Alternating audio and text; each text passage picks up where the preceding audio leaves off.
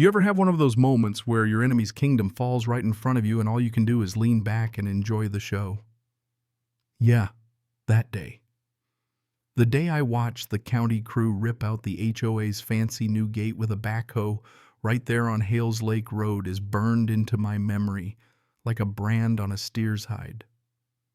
The excavator bucket came down twisted once, bam, the whole thing folded like one of those cheap lawn chairs you get on clearance at Walmart.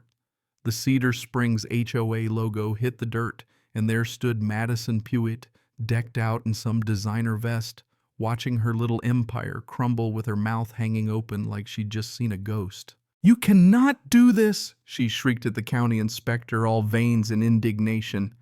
"This is ours. This road, this entrance, the lake, this is all community property." The inspector just held up his clipboard, pointing at some highlighted line like he was swatting a fly.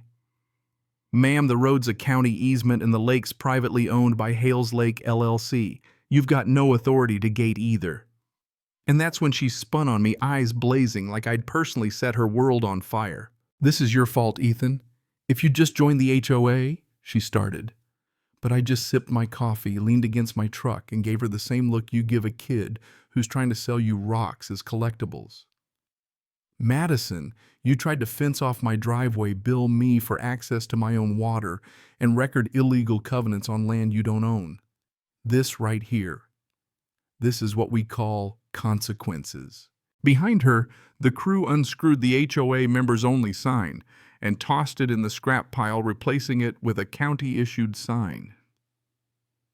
"Hales Lake Public Access, by permission of owner.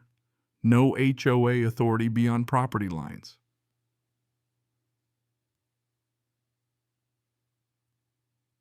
You should have seen her face color just drained out of it, because 3 months earlier she'd marched up my driveway acting like the queen of Cedar Springs and declared the whole lake community property. Said if I didn't join her HOA, I'd lose access. She should have checked the deed. My name was on it twice. Let me back up a sec so you know how I ended up in this mess. I'm Ethan Hales, 40 civil engineer, half-decent woodworker, full-time guy just trying to enjoy the cabin my grandfather left me. Granddad bought Hales Lake back in the 70s, when it was nothing but an old gravel pit filling up with spring water. Over 40 years, the land healed, trees grew, and fish got stocked, and a few cabins popped up along the shore. One of them became mine when he passed. The real trouble started when some developer bought a big tract on the east side and crammed in a row of beige craftsman houses, sidewalks, mailboxes, the whole Stepford vibe. They called it Cedar Springs because I guess asphalt acres doesn't sell well. With the subdivision came, yep, you guessed it, a shiny new HOA. And with the HOA came Madison. Madison was, well, imagine someone who could weaponize a charcuterie board. Mid-40s fitness gear that cost more than my truck payment. Blonde bob cut to the inch. She introduced herself on my first week full-time at the cabin, marching up my gravel drive, clipboard and hand phone in the other. She never really walked so much as advanced. "Hi there," she chirped, all teeth and tension. "I'm Madison, president of the Cedar Springs Homeowners Association. You must be the new tenant owner," I corrected. "My family's had this cabin since before the subdivision was a gleam in a developer's eye." She gave my truck my wood pile. The old boat pulled up on the bank, a once-over like she was tallying up how many ways I violated her aesthetic. "Well," she said, "Cedar Springs maintains the entire lake as a shared amenity. Per RCC and RS, all adjacent properties are required to join and pay dues." I just looked at her.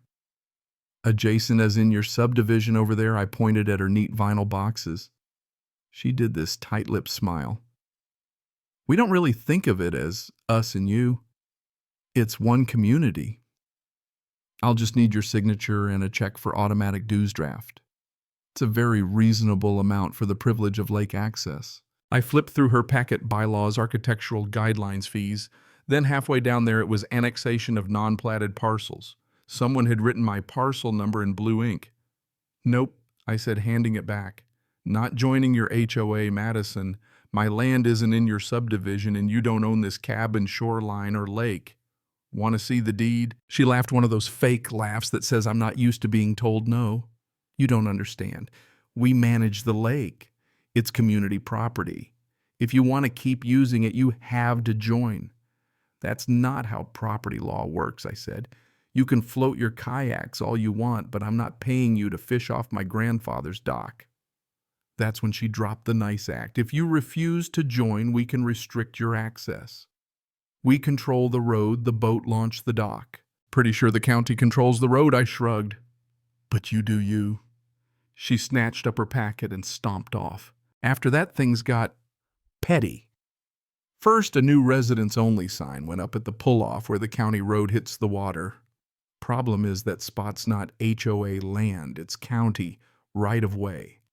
Then stuff started showing up in my mailbox, not the USPS one, the black metal box that came with the cabin. First, a friendly reminder letter from the HOA. As you are aware, Cedar Springs HOA owns and maintains Hales Lake as a community resource. Please remit initial dues of $600 and sign the attached covenant. The covenant was just a page saying I agreed to submit to HOA authority and acknowledge their ownership of the lake. Yeah, that happened. I ignored it.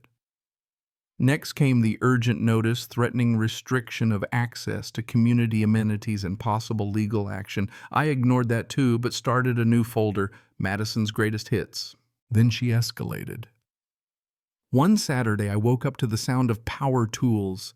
3 guys in HOA polo shirts were installing a chain across my lake access path.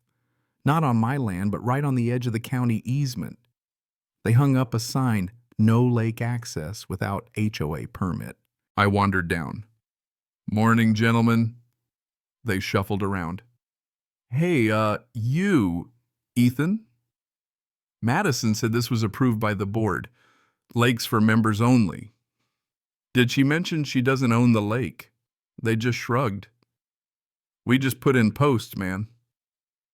That afternoon, a yellow flyer showed up on my door. Effective immediately, non-member properties are prohibited from launching boats from HOA access points. Compliance will be enforced. Enforced. How I found out 2 weeks later, backed my boat down the ramp at dawn and found an HOA violation notice zip-tied to my trailer, unauthorized use of HOA amenity. Fine $250. The whole letter was written as if I was already a member. That wasn't even the worst of it. She started telling everyone in town that I was freeloading off community property, hardware store, bait shop, you name it. Even the guy mowing lawns up the road looked uncomfortable. You know, Madison says you're trying to skirt the rules. Madison says a lot of things I told him, most of them wrong. But the last straw was the letter with the county letterhead, or what she thought was county letterhead that landed in my mail. Dear Mr. Hales, per agreement with Cedar Springs HOA, your property is considered subject to HOA governance as it pertains to Hales Lake. The logo was stretched, the address was off, and the county attorney who'd supposedly signed it had retired 3 years ago. I laughed out loud, then drove to the county offices with my binder. Some HOA president is forging your stationery to shake me down for dues, I told the clerk. Her eyebrows shot up. Oh, Madison. Again, she muttered, which told me plenty. Long story short, I ended up in a conference room with 3 county officials, showing them every letter photo and fake covenant Madison had sent me. The county attorney whistled when he saw my deed. You own the water body, not just the shoreline. Yep. And you never deeded any portion to Cedar Springs or their HOA? Nope. Granddad hated HOAs. Called them miniature fiefdoms run by people who like clipboards too much. They took photos, made copies, and asked if I'd be willing to make a statement. Gladly, I said. I'm not the only one she's pushed around. I'm just the only one with a stubborn streak and a lake to defend. The county scheduled a survey to reflag the right-of-way and opened an investigation into the fake letter. The very next day, another envelope from the HOA certified mail, this time final demand. Continued unauthorized use of Cedar Springs community property, including Hales Lake, constitutes trespassing. That was it. I scanned everything and emailed it to my property attorney, Dana Cho. Dana is the kind of quiet lethal who lets her paperwork do the screaming. She called me up. So you own the lake, they don't. And they just threaten to sue you for trespassing on your own land while forging county documents. That's the gist. She was thrilled. Sent the HOA a letter that landed like a thunderclap, laid out in plain legal language how I owned the lake, how there was no recorded deed transferring any interest, how they'd forged a county letter, put up an illegal gate, threatened me for using my own property. 2 options: cease and desist, apologize, remove all signs, and pay for a formal lake use lease, or we'd see them in court for fraud, slander of title, and whatever else the state wanted to add for forged government documents. 7 days, that's all they got. On day 3, the county survey crew restaked the easement 6 feet inside, where Madison's private sign had been. On day 5, the county attorney mailed every Cedar Springs homeowner a letter explaining the HOA didn't own Hales Lake, and the county was investigating forged documents. Day 7, the emergency HOA meeting. They actually invited me. Shouldn't have done that. Place was packed. Lawn chair warriors, cul-de-sac, dads, Pinterest moms, all of them buzzing. Madison sat up front looking like she'd swallowed a lemon. She tried to spin it. Some confusion regarding the lake, but Dana, sitting next to me, laughed out loud. Technicalities like you don't own it. The room went electric when the county attorney stood up. I got to my feet when they opened the floor. My family's owned this lake for 50 years. The subdivision was built around it. We chose not to deed it to the HOA. That's all public record. Your president has been threatening legal action against me for not joining an organization with no jurisdiction over my land or water. Somebody turned to Madison. Is that true? She bristled. I acted in the community's best interest. Dana stood up.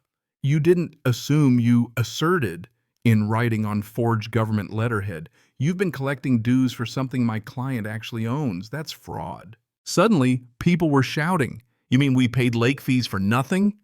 Wait. She forged a county letter. The county attorney spoke up. We're still investigating, but the county has no agreement assigning lake control to Cedar Springs.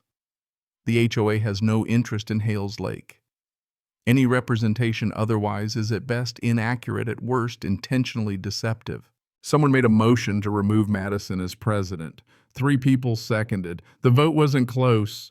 Just like that, Madison's little HOA kingdom fell right in front of everyone. The cleanup went quick after that. The board signed Dana's cease and desist, admitted in writing that they never owned the lake, and voided all fines, fees, and assessments tied to lake ownership. And since for years they'd been collecting lake privilege dues, an extra $400 a year per house they had to pay up. Dana could have pushed for 12 years of back dues, but she settled for a 3-year restitution fund. Pay the legal fees, county fines, credits for the homeowners, and whatever's left goes to dock maintenance under a new lease. The bigger your house, the bigger your bill. Guess whose double lot McMansion got hit hardest? Madison's. She lost her mind on Facebook. Accused me of shaking down the community, said I shouldn't be living out here like it's a campground. The replies roasted her. You told us the HOA owned the lake. Your signature's on the fake covenants, girl. You forged a county letter. Meanwhile, the county wrapped up its investigation. Madison got charged misuse of official insignia, filing a false instrument, all that. She pled out fines, restitution, 200 hours of community service cleaning trash along the shoreline of the lake she tried to steal. My favorite part, the signing for the new lake lease. We met on the shore. New HOA president Raj Patel, decent guy, signed for the neighborhood. I signed for Hales Lake, LLC. Madison had to stay 10 yards back for her no-contact order and watch. Lease terms: Cedar Springs residents can use the lake, pay an annual fee, and I keep the right to revoke privileges for anyone pulling a Madison. Raj shook my hand. You're not going to ban everyone, right? I laughed. Only if they act like her. Most folks just want to paddle in peace. Later, new signs went up. Hales Lake used by permission of owner. Respect the water. Respect your neighbors. HOA rules stop at the shoreline. I might have designed those myself. As for Madison, $7,000 in fines. A criminal record, 200 hours picking up trash in her former kingdom, watching as she finally got what was coming. Judge didn't buy her good faith for the community excuse. Ma'am, you forged a county seal and threatened a property owner for using his own land. That's not good faith. That's fraud. So that's how it all shook out. I got my lake, the HOA got a reality check, and justice for once actually showed up on time. But let me ask you this. If you'd been in my boots, would you have fought back or just paid up and kept the peace? Is it ever right to go to war with your neighbors over what's yours? Or is there such a thing as fighting for principle no matter what it costs? Drop your thoughts in the comments. Tell me where you stand on justice, property rights, and HOA drama. And if you've got a story of your own, well, don't hold back, because out here everyone's got a Madison.